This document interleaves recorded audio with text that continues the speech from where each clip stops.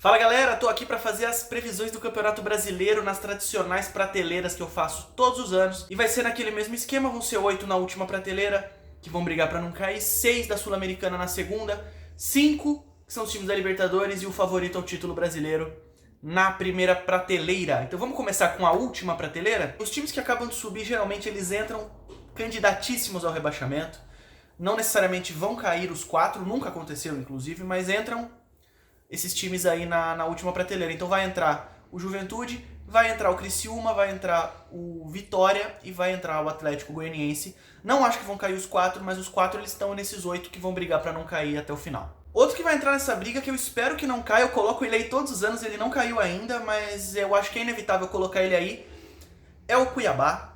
O Cuiabá é um time que ele ainda não fez campanhas de destaque, ele sempre fica ali próximo da zona, mas ele nunca caiu desde que ele subiu. Mas eu acho que entre os 8 ele vai ficar, espero que ele não caia. Torço pelo Cuiabá, gosto do projeto, mas eu acho que ele briga ali na parte de baixo, como tem brigado em todos os anos. Chegou a hora de colocar time grande. Todo ano time grande briga pra não cair. Nem todo ano cai, mas todo ano tem um time grande que briga pra não cair.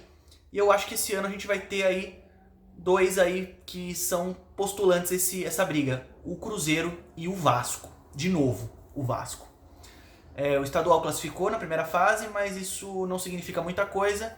E eu acho que o Vasco briga pra não cair junto com o Cruzeiro, que também, desde que voltou, não é o mesmo Cruzeiro que caiu por razões óbvias, mesmo virando SAF, que é o caso do Vasco também. E pra fechar essa prateleira, um time que eu gosto muito, que tem muito potencial e que vem crescendo muito bem, mas eu acho que esse ano ele tá deixando um pouquinho a desejar, que é o Fortaleza.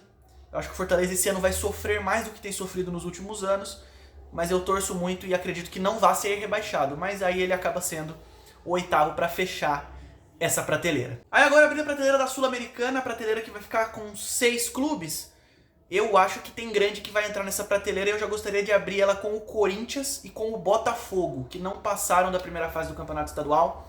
O Botafogo já jogou a pré-Libertadores, chegou na fase de grupos, conseguiu chegar na fase de grupos, mas eu acho que pro Campeonato Brasileiro essas equipes vão acabar sofrendo e ficando aí nesse meio de tabela, não vão brigar na parte de cima do campeonato. E aí agora entram 2 que, apesar de serem projetos bem interessantes de empresas, de grupos por trás, entra o Bahia e o Bragantino. O Bahia, e o que foi 16º na última temporada, sangrou até o final, o Bragantino conseguiu vaga na Libertadores, já tá fora, já foi para a Sul-Americana.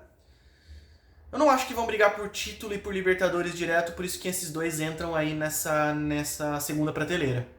Tanto o Bahia, que a gente precisa ver ainda o resultado dos investimentos, quanto o Bragantino, que eu acho que, apesar de ter feito um bom campeonato paulista, estar ainda no Campeonato Paulista, vai jogar a semifinal contra o Santos, tem que ver aí o que vai ser no Campeonato Brasileiro, eu coloco aí no meio da tabela, com potencial de alta aí dos 2, mas ainda cautelosamente aí nessa prateleira. E aí da galera que sobrou agora vai ter que entrar o São Paulo, que já está eliminado também do Campeonato Estadual, caiu para o Novo Horizontino, não começou no bem, apesar do título da Supercopa.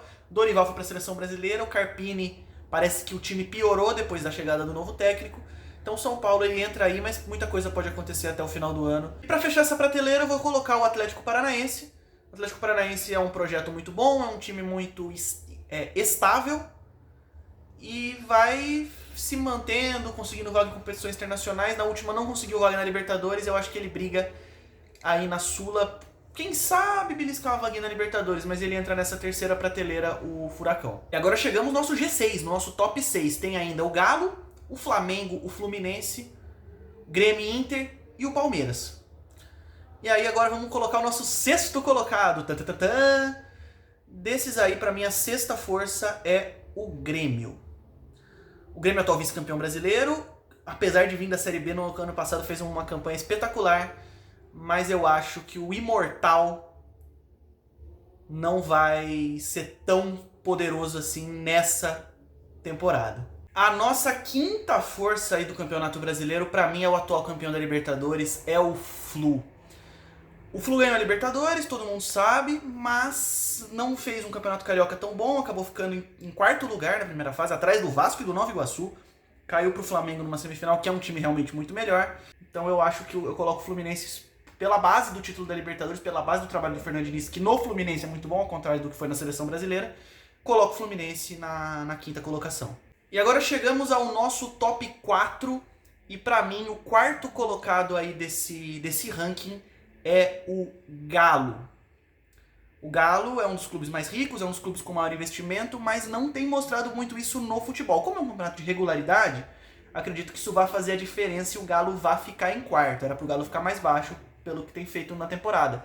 Mas eu acho que ele briga lá em cima por causa de ser um campeonato muito longo, um campeonato de regularidade. Então o Galo pra mim é o quarto, mas tá abaixo dos outros três que estão aí na lista. Agora temos o nosso top 3, Flamengo, Inter e Palmeiras. Já comente se você concorda com esse top 3 e se você trocaria algum desses times por outro aí do Campeonato Brasileiro.